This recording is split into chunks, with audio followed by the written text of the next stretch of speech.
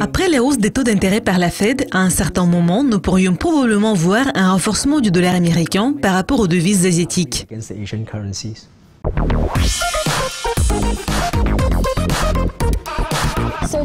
Daryl, beaucoup de devises asiatiques ont connu une très forte hausse par rapport au dollar américain au début de 2017.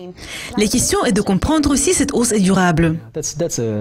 C'est une bonne question, car tout dépend vraiment de la force ou de la faiblesse du dollar par rapport aux devises asiatiques, et pas de la performance de ces devises. Si nous jetons un coup d'œil au dollar américain, nous allons voir que l'indice du dollar américain s'est affaibli de près de 5% par rapport à toutes les autres devises, à toutes les devises majeures et aux devises asiatiques.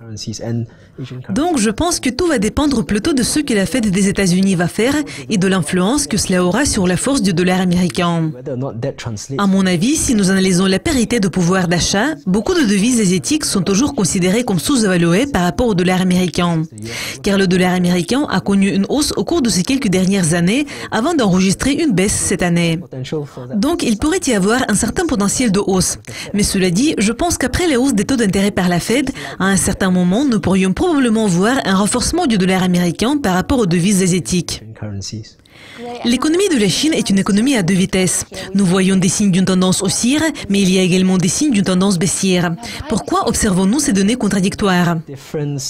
Je pense qu'il y a une très grande différence. Tout dépend de l'indice chinois que vous suivez. Si vous jetez un coup d'œil à l'indice MSCI, par exemple, il a augmenté de près de 35% cette année. Et si vous suivez l'indice HR, il n'a augmenté que de 6 ou de 7%. Je pense que la principale raison pour cela est vraiment la performance des sociétés du secteur de la technologie, telles que Alibaba par exemple ou Tencent.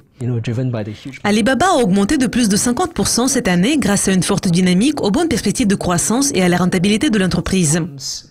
Tencent a également connu une forte hausse. Il ressemble à un énorme conglomérat menant des activités dans des domaines différents. Et ce sont ces entreprises qui contribuent à la hausse de l'indice MSCI de la Chine grâce à une forte performance de leurs actions. Donc c'est la principale raison pour laquelle l'indice MSCI connaît une hausse, tandis que l'indice HR connaît des difficultés dans une certaine mesure.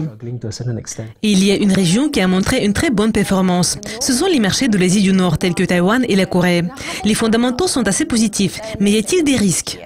Je pense que la performance de Taïwan a été soutenue principalement par la chaîne d'approvisionnement d'Apple. Car comme nous le savons déjà, Apple va dévoiler son nouvel iPhone au deuxième semestre de cette année. Et donc la performance de Taïwan est soutenue en grande partie par la performance des principaux fabricants de composants. Beaucoup de ces sociétés ont augmenté de plus de 50% cette année. Cela a été également soutenu par les récentes corrections des actions des entreprises de technologie. Mais, à mon avis, s'il s'agit du marché boursier taïwanais, au moins s'il s'agit des entreprises de technologie, il y a probablement un certain potentiel de hausse. Mais évidemment, les investisseurs devraient probablement être un peu plus prudents à l'avenir.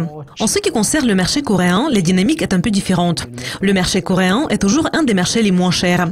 En fait, c'est le deuxième marché le moins cher du monde asiatique pour le moment. Le ratio cours-bénéfice est toujours à un chiffre. Il est de 9,5 fois les bénéfices. Je pense que la raison pour laquelle ce marché est un des moins chers pour le moment, c'est un risque géopolitique.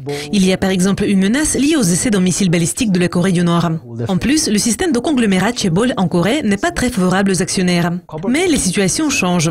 Les problèmes de gestion des entreprises, qui touchent des sociétés telles que Samsung par exemple, n'apportent pas nécessairement une restructuration. Ces sociétés s'engagent à racheter des actions et à apporter plus de dividendes aux actionnaires. Donc je pense que nous pouvons observer certaines améliorations. Les données montrent que la rentabilité des sociétés coréennes augmente, ce qui pourrait mener à une réévaluation de la performance du marché boursier. Merci de votre participation, c'est toujours intéressant de découvrir votre point de vue. Merci Jessica. C'est tout pour aujourd'hui, mais n'hésitez pas à laisser vos commentaires sur le site internet de Dukascopy TV.